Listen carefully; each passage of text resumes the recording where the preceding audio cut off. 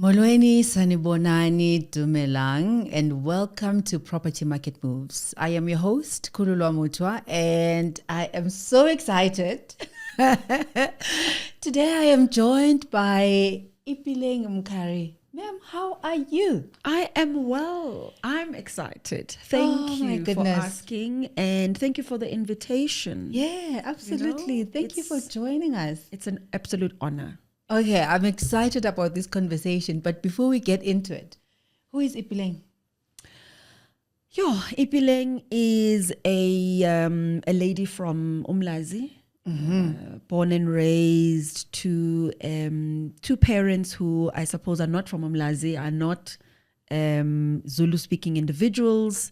Ipeleng is a daughter and sister to two younger sisters, a mom now to three girls. Okay. A real woman's woman, and a wife, a businesswoman.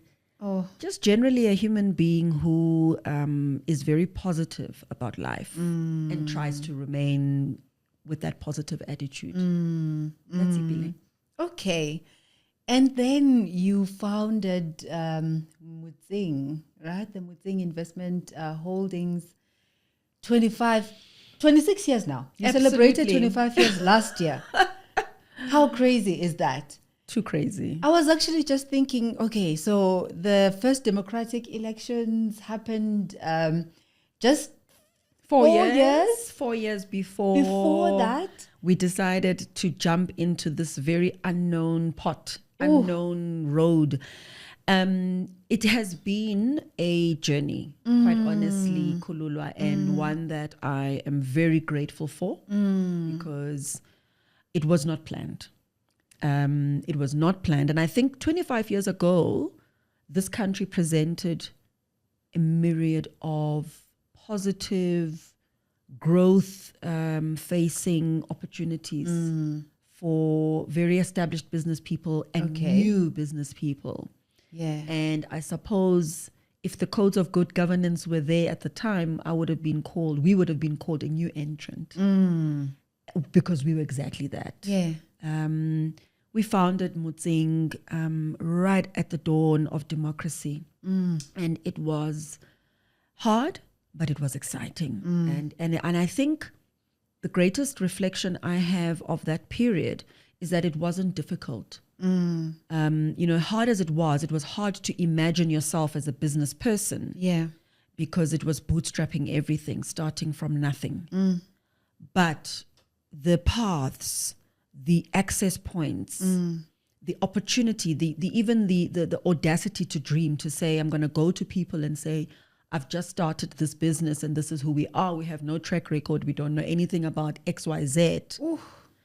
That was not seen as a barrier back then. It really was a time for Africans in South Africa to stand up. And that was an amazing feeling. If you can imagine that feeling of belief and being believed in and being called upon to do something. And I think that's something that I hang on to many times because, I'm a mom today. I look around and I think, I'm not sure that young people today have that feeling.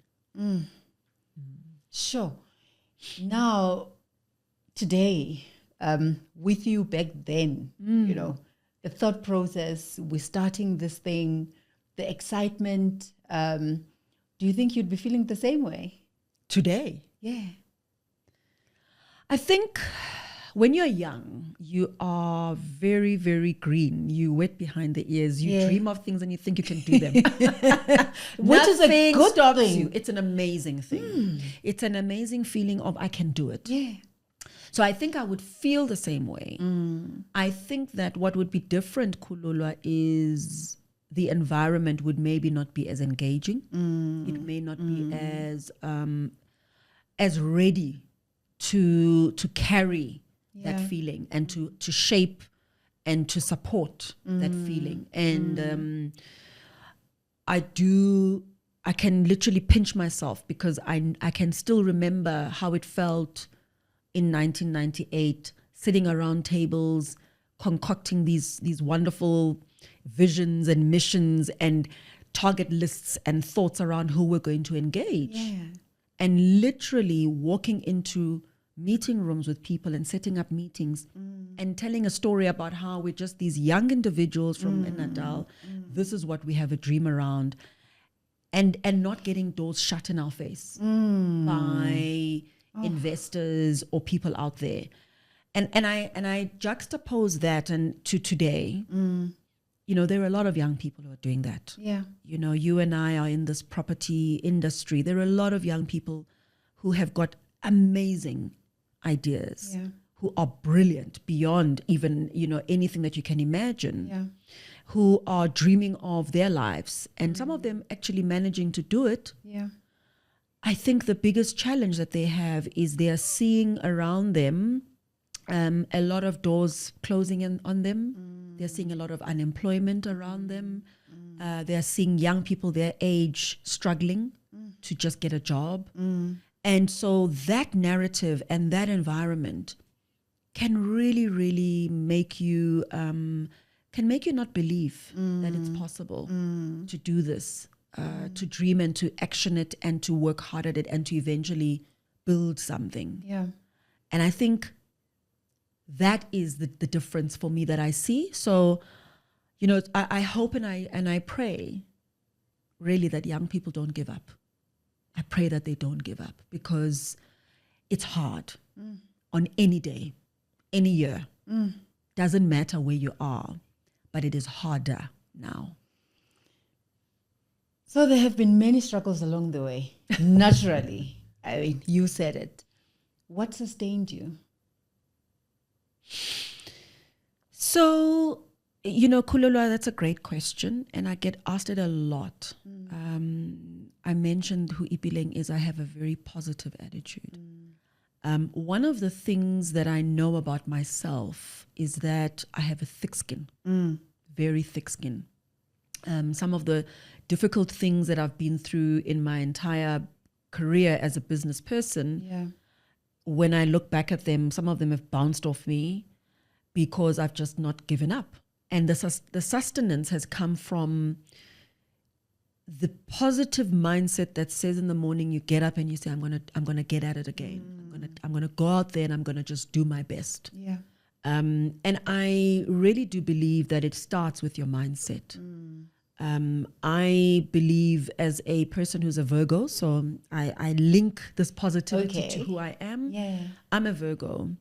I plan everything in my life. As long as I can recall, even when I was 16 in matric, I remember planning what it would look like being outside of school, how I would go about it.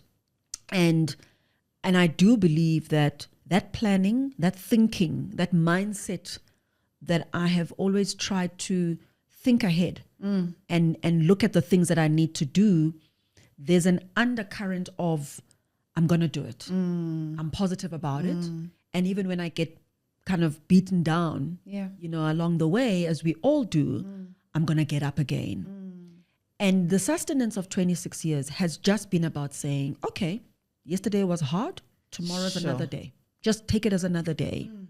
Number one. Number two, I think it's self-belief. You know, you really, really have to dig deep within yourself to be able to sustain this positive mindset and this thinking around moving to the next step and just being able to say, I made that step.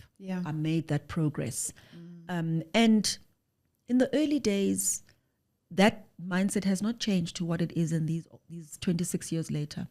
Because there are different sets of problems, but there are problems. Yeah. There are challenges along the way. There are failures, serious failures. But you cannot give up on yourself, you know. And I really am grateful for that thick skin. Yeah. Because it's allowed me to not be pushed aside.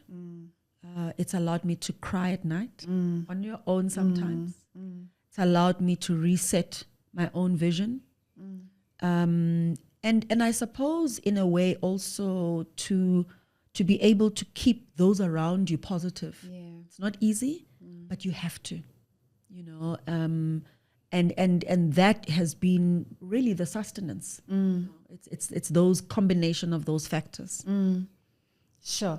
I love that, because I think a lot of the times when we look at someone, when we look at you, right, and we see you laughing, holding your head up high, and just killing it, everyone assumes that the human, part that everyone has, which really lays on their back and cries, sometimes does not exist, because there has to be something different and superhuman about you.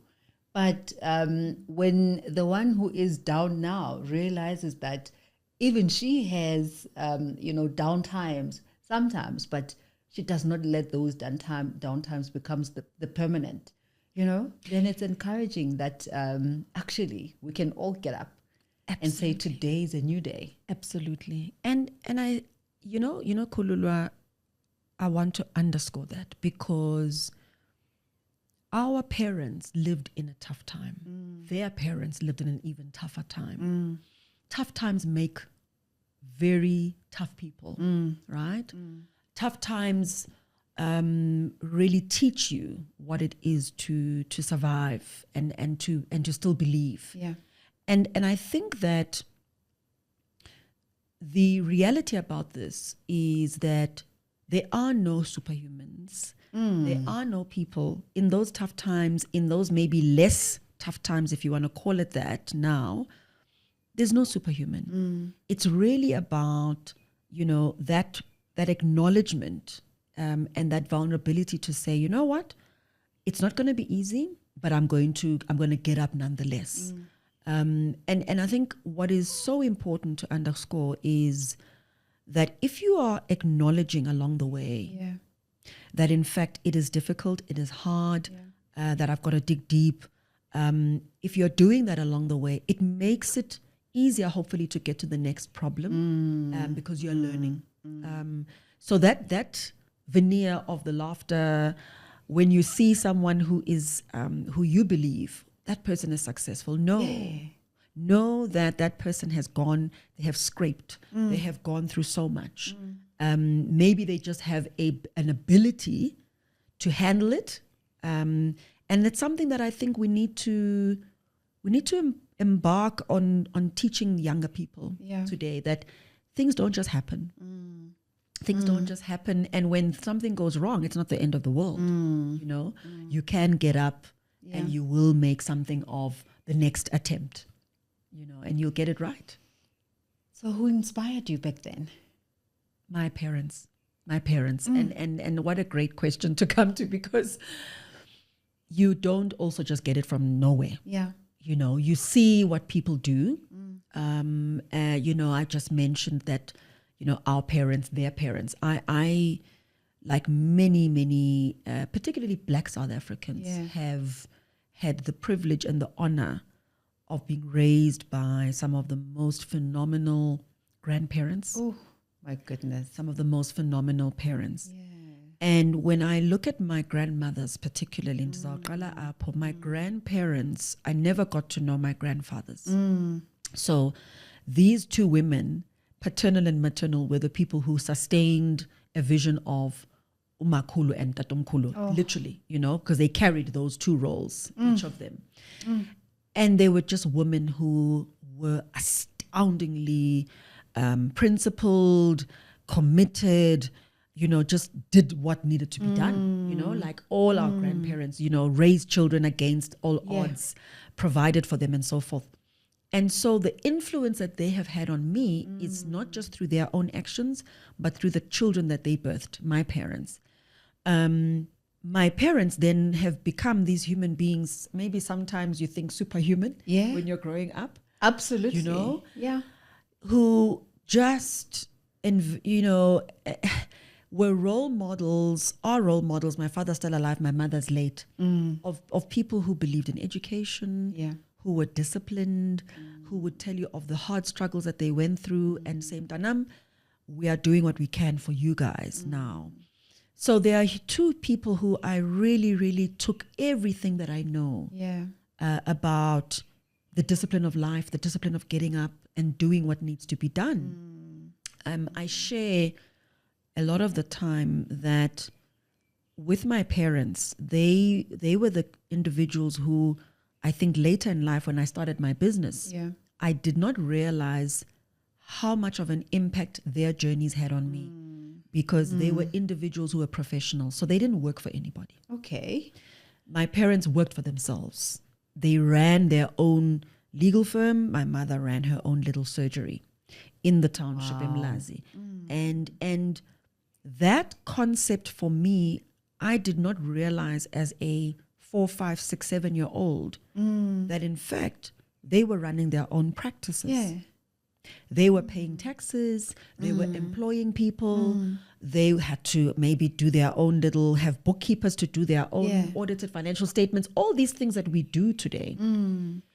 So unbeknown to me, Kululwa, there was the path.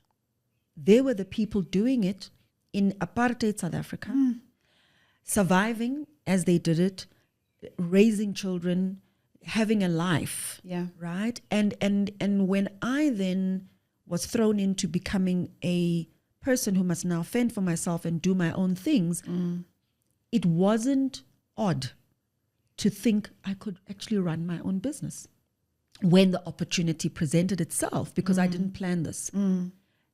I think there was a light bulb that went on, a light switch that said, hang on, I've just lived with 2 people who've done this all their life and who've done it successfully. And so, Ipeleng, you can do it. Yeah. So role modeling as parents is a powerful foundation. I cannot tell you. Oh my goodness. So that was my inspiration. Oh my goodness. I mean, you were learning the entire time. They were not intentionally, they may not have been intentionally teaching, but we're learning all the time. Correct. And then you just wake up and you realize, I know this. Exactly. Because I've been in class my been whole in life. class. I've been in class. And, you know, basic things like when you get up and every day you go to work, you go somewhere. Basic things like going to my mother's surgery, going to my father's little law firm in downtown Durban. And you walk in there and you see a simple thing like a sign on a door, you know, or you talk to the people who work with them. Those are the memories I have. And seeing that they were diligent and consistent in what they did. I mean, they had no other option but to be those people, you know. And they went through their own problems.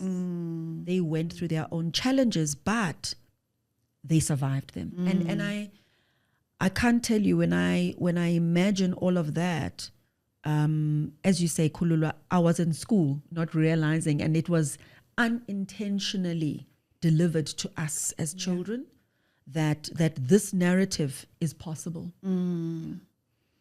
So what are some of the lessons, like the biggest lessons that this journey has taught you about leadership, the entrepreneurial journey? So I've talked about this, the essence of your inner power and self-belief. I think that is number one for me. Patience. You know, leadership is not something that is given unto people. You know, we've often, you know, talked about, you know, is this thing innate or do you learn it? It's a learned thing. It's definitely learned. It's about the environment that you're in. It's about the people that influence you. It's about your experiences.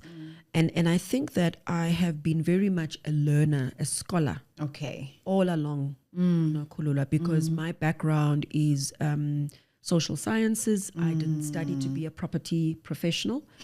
I just really did a basic undergraduate degree. And I always share that because I think it's so important that knowledge is learned. It's a learning journey, right? So if you're the kind of person who I think I am, who acknowledges that I don't start off by saying, I've got a master's in something, therefore I know. I start off by saying, I am where I am and I will learn as I go. And my learning journey has been about learning about the industry, learning about how to become a leader in the industry, learning how to lead myself, and therefore how do I actually lead others in my organization and maybe broadly. And this leadership journey has really been an experience for me, because I think that as I have got to points in my career where I've thought, oh, I know a little bit more, I've done more courses here and there, I've extended myself theoretically, the greatest leadership opportunity has been in the experiential learning. It has really been in falling, getting up, in engaging other leaders, mentors. It's really been in acknowledging that, it never stops. And in the last few, I'd say decade of my career, I have yearned for extending myself even further. I've really yearned for it. I've tried to find the time, and I've finally given myself a break and said, I've got to go back to school, and committed to a journey now of even that additional theoretical learning, because the experiential has been phenomenal. It's been exponential for me. I have done things and learned things along the way that I don't think any classroom could have taught me, or any degree. But at the same time, I've had to balance that with saying, yes, I've learned, but there's more to be learned. And so going back to just a leadership course that is at a global level has allowed me to ask myself a few questions. Have I done things correctly? What more could I have done? What are others doing? I want to learn from others. What are others doing in other markets? What are they seeing? What are they experiencing? And generally, it's the same. We are no different as leaders. We have maybe different environments that we're in, but we're dealing with pretty much the same challenges along the way. And that has given me a huge sense of belief that, okay, we're doing the right things. We're doing the right things. It's just to never believe and be complacent and think, oh, I've arrived and therefore I know it all. Because I imagine we're looking at, you've got, we've been in business for over 26 years, and you've done all these amazing things. When people, read up on you, and you're saying that you're studying, one would be like, what is there to study? Because we think that sometimes it's easy to be complacent and think, well, I've done this, I've done that, I know it all. But you started off by saying that you are a scholar. And I think that is important. So what is the biggest thing that you've learned about yourself that you probably did not realize? Look, I talked about patience earlier on. I think I've learned that I'm a little bit of an impatient soul. Yeah. Strangely so. I am an impatient soul. Kululu, I've also learned that, in my personality, I try to, as I talked earlier about planning things ahead of time, I sometimes overthink things. I've learned that in my overthinking, you're thinking so much that you are not doing enough. And so I can explain it in this way. Each time I believe there's an opportunity to do more or to start something and to be really innovative in how we see the world in our business, I want to have a business plan around it. I want to have a document that defines it. I want to be able to look at the targets and this. And a lot of the colleagues around me are kind of like, just do it. You're thinking too much. You're thinking about all the things that could go wrong or how you could do it instead of just putting your foot in there and doing it. And so I think I'm learning a lot about my character. That at times, you need to be less serious. And think things through, yes, but action more. The other aspects that I think I'm really, really learning a lot about myself and the leadership journey is that the most powerful thing about leadership is really being able to be a follower whilst leading. And I think that is a lesson that I can take back to even my matric year. You know, when I was in a leadership role, the greatest power that I had was not in trying to show that I could lead, but was in allowing others to lead and you follow. And that lesson sometimes gets lost along the way, the leadership journey, because you often think you've got to be the one setting the vision all the time, showing others how it is done. And yet, in fact, the power is in those that you can bring along with you, around you, and allow them, the smarter ones, the brighter ones, who can do it better, you know. So it's really often acknowledging that it's not about you, you know, getting over yourself, stepping out of your own way. I've learned that. I've learned that, and I'm learning that. The power is in those that are around me, that that they've actually got far greater power, and that you've got to give up that power. You've got to give to them to say, guys, lead. My goodness. So we know that there are external barriers, and we'll talk about those, but I want to follow up with the internal barriers on what you've just spoken about. So there's a belief, and with my experience, I don't think that it's just, according to how I've perceived it, that a man will, if we go back to those, business plans and before you actually approach someone with a proposal, there'll be 50% there and they wing it. But women will want to be at 100%. So this notion, of second guessing, of wanting to be sure, of wanting to be, do you think that this is not just a you thing? It's a female thing generally. And what causes us to be this uncertain? It's a female thing. It's definitely a female thing. We are very thorough. We want to be thorough. We want to perfect something. In our minds, we want to get validation that it is it, right? And we talk ourselves out of it so many times. Out of it. And often we don't realize that actually you are so there already. You don't need to go through all that that work and that effort to actually just deliver and do, So ours is a journey of constantly wanting to be excellent, at things, knowing that we're capable, but then also doubting ourselves and questioning, will Kululwa see this? Will that person acknowledge it? Will they recognize what you see and what you've done or what you can do? The imposter syndrome is also a really big thing, because we often think, am I good enough? You doubt yourself so deeply.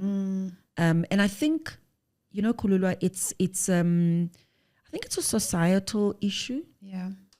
Where we have oftentimes, you look back at the people who ran homes, who made sure that things worked and ticked for everybody in the home. It was the woman, right?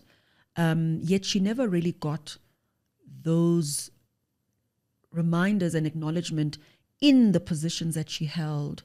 Even if her position was of this caregiver, this deliverer in the home, it wasn't so out in society. You were always you could see, Mama Betu, they are holding the fort, but they're not the ones leading the way. Yet they're leading.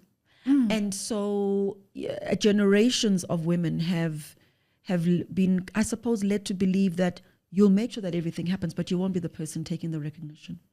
You'll be the one who sets the table. You'll be the one that sets the entire floor, everything, but you won't be that person.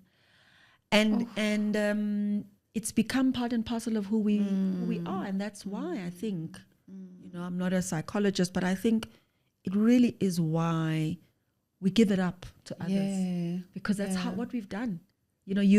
You set it up, you say, oh, there we go, Mdana, my child, go be the greatest. There you go, my husband. And yet you are the one who's really ensured that entire picture looks the way that it does. What an important work then that we need to do, you know, for the ones that are coming behind us. You are a mother of girls. I have boys. But I think it becomes important, you know, for them. They look at you the same way that you looked at your mother, Correct. at your grandmothers, and you actually recognized, you know, the powerful women that they were. So that almost like gives them permission, you know, to step into those spaces and become, you know, the women who hopefully one day will not self-doubt nearly as much as we have. Absolutely. Absolutely. And I think it's we have our work cut out for us, you know, as parents, because we can either perpetuate what we've come from, you know, very much unconsciously and subconsciously, or we can step out of that and really help our young men and women to embrace just what you've said, you know, in a way that is not demeaning to anybody, in a way that recognizes power for what it is. And I think, Khululwa, in many respects, especially as a mother of boys, I can only imagine what I've seen in my 26-year career is such a focus on women and young women and getting them up there that I've worried that we have left the boy behind. I have really worried and continue to worry, actually. And you know, you begin to see why the extremes on either side are not healthy. You can't focus on the male completely or focus on the female to such an extent because you get this very big divide. And we really do need to be able to give our children a picture that is different. So you've stepped into many rooms, and I imagine in a number of these rooms, you were a minority, you know, both in race and gender.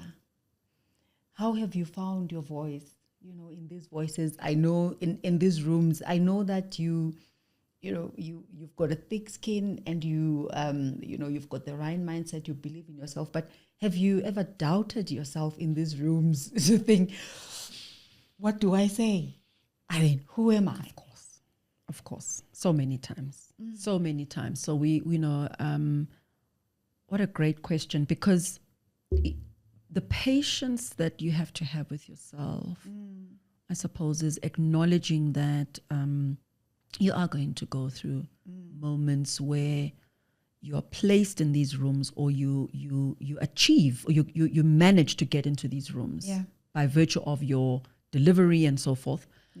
But that for a number of reasons, one, you will suddenly realize that, okay, this maybe is a lot bigger than what I thought, which is a brilliant opportunity, I think, to use your voice in a number of ways. And when I found myself feeling like I'm overwhelmed, take the time to listen, take the time to lean on specific people that might be in the room, and get a sense of, you know, what is it, where are the gaps that you might have, and never being afraid to be vulnerable. You know, maybe, yes, not the first time saying, I don't know what you're talking about, maybe not that level of vulnerability, but being able to say, okay, you know what, I'm feeling overwhelmed.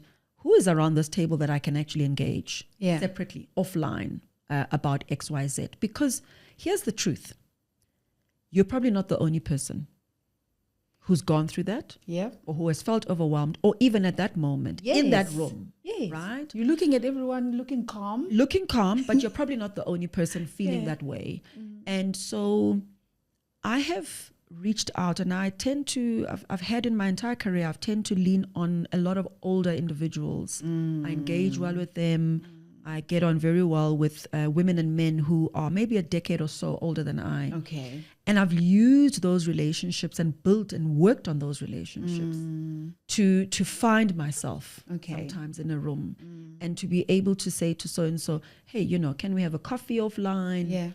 And then start to engage, because that knowledge gap comes from being in those rooms long enough to understand. And at times when you're put into these spaces, I know that in my first decade in the property sector, I sat on many boards of at least 2 or 3 listed property funds. Khululu, I can tell you that at that time, I really, it was a steep learning curve for me. I really had to dig deep to say, I need to understand what these listed vehicles are, how they operate, how we just look at a simple portfolio, valuations, this whole spectrum, especially because I was not a professional who came from, a property degree background. So I used those times and those spaces to really work with people whom I took the time to say, share a little bit more with me, let me understand this space a little bit better. And that really allowed me to grow. Today, when I sit in those boards, I mean, it's just exciting. It's fun. It's beautiful. But you start somewhere, So I think for women particularly, how do you use your voice? Obviously you've got to be in these spaces and understand that when you're the minority in these spaces, it is very important and critical to not, dampen your voice, to not leave your voice as being unheard. It's very important to be prepared. It's very important to be prepared. Using your voice alone is one thing. Using your voice with unprepared information or a lack of preparation it's disappointing. And it doesn't yield the outcome that you want, because ultimately your preparation allows you to use your voice. You're able then to say, listen, no, in this particular context, in this conversation, I have this to say.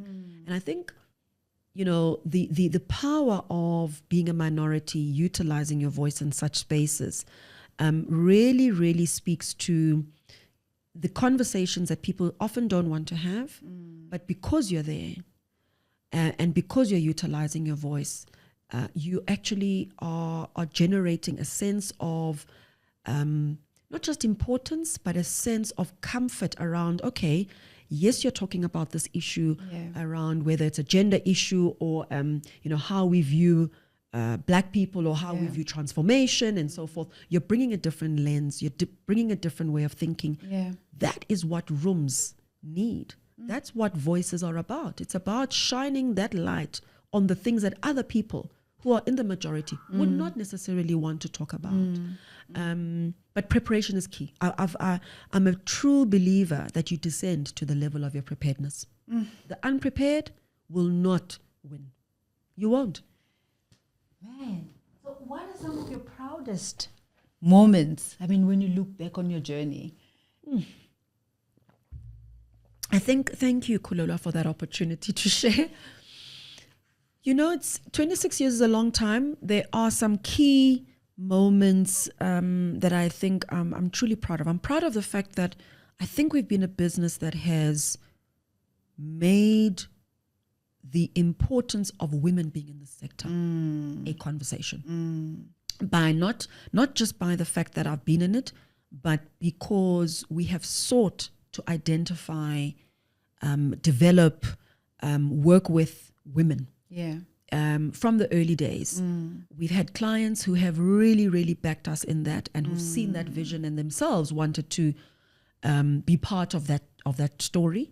And so I'm deeply, deeply proud of just that part of the 26 years, that there are women today who have come through Motseng, have gone on to do bigger, better things in this industry because our belief was you can do it. And if you can be part of us, why not be part of a broader industry? So I see that as a continuation of our story. It's something that I'm truly a believer in. Second big proud moment is that we started in property, but I'm proud of the fact that we've gone beyond property. We've gone into sectors that are adjacent to property, public-private partnerships in the built environment, engineering in the built environment, telecommunications in the built environment, and maybe energy, hopefully in the near future. Our ability to continue to innovate and continue to stretch ourselves and say an asset is beyond just a building an accommodation, a retail center, has made me very proud. And it's allowed us to explore for ourselves, to develop the right partnerships and skill sets, and to give more to our staff, to say you can do more, you can really do more. And I see, I'm seeing a young woman who started with us in 2016, came in as a young finance girl. She's now deployed to one of our PPP sites. And she's obviously gone through the ranks from finance. As a junior, she eventually became group finance accountant. And there was a spot where a manager left. And, reflecting on just a one-on-one we had with her in HR just the other day, she said, I'm doing things that I thought I'd never do. That for me is what makes me proud. That for me says there is so much that we can do, not just with women, with men, but we are, by us being bold and extending ourselves beyond one sector or one space, it brings more knowledge for the business, but for the people in the business. I think the last part that I'm proud of what we tried to achieve in listing a property fund on the JSE. I'm very proud of what we did there with Delta Property Fund. I think that we can do more. I think we can really, really imagine even more that can be done, in terms of assets, in terms of what that really means in the context of South Africa. So those are some of the things that I'm really proud of. I mean, there's a lot more, obviously, but I think, Khululwa, it's not an easy space.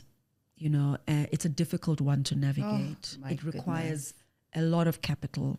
And for Black people who don't have capital, it requires dexterity. It requires creativity. And I'm just proud that we've existed for 26 years in that context. That is amazing. Such a milestone. We're going to close with a question that the last guest left for you.